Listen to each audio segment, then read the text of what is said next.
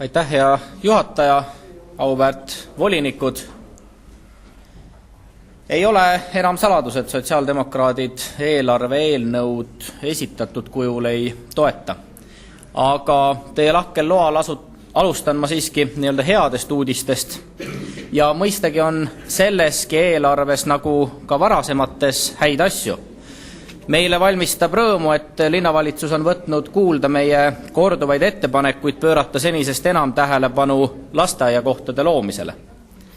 600 uut lasteaiakohta on kahtlemata samm õiges suunas, aga ei suuda paraku rahuldada kaugeltki kõigi lapsevanemate ootust lasteaiakohtade järele. Ja samuti plaanib tunnustamist linnavalitsuse algatus taastada Tallinnas tänavavalgustus, aga taas kord tehakse seda või plaanitakse teha alles kevadel, siis kui kõige pimedam aeg on möödas, ja nii võib naljaga pooleks öelda, et valgel ajal tänavavalgustuse taastamine on üsna sarnane taotlusele liivatada teid mitte talvel, kui on libe, vaid keset suve.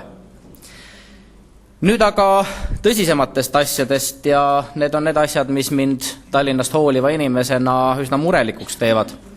Esiteks on sellest eelarve eelnõust näha, et linnavalitsus ei ole ilmutanud mitte kõige vähematki soovi piirata ligi 10 miljoni euroni ulatavaid propagandakulusid.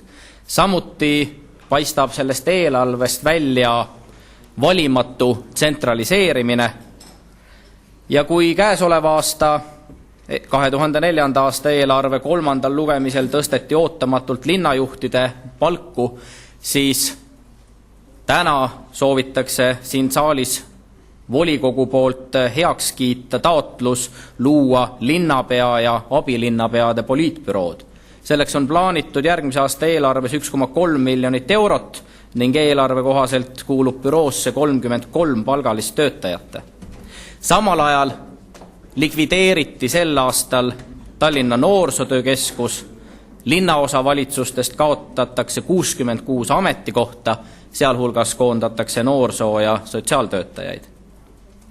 Viimastel kohalikel valimistel andsid Tallinna elanikud praegustele opositsioonierakondadele 90 000 häält. Minu arvates on lubamatu, et kõigi nende inimeste soovid jäetakse siin saalis eelarve menetluse käigus arvestamata. Me teeme ettepaneku eraldada needsamad 1,3 miljonit eurot, mis kulub poliitbüroo loomiseks, hoopis kaasava eelarve projekti tarvis. Me oleme kaasavat eelarvet sotsiaaldemokraatidega rakendanud Tartus, Viljandis, Elvas, Kuressaares ja teinud seda edukalt. Just nii saaksid Tallinna inimesed oma elukeskkonna kujundamisel vahetult kaasa rääkida ja otsustada, kuidas vähemalt osa linnarahast kasutada.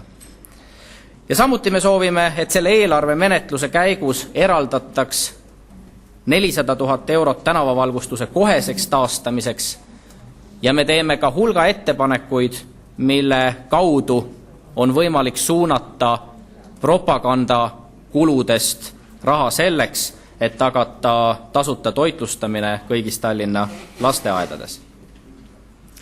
Kokkuvõttes olen ma vaatamata selles eelarves olevatele headele algatustele nukker, et see eelarve on ka pimeduse, propaganda ja tsentraliseerimise eelarve.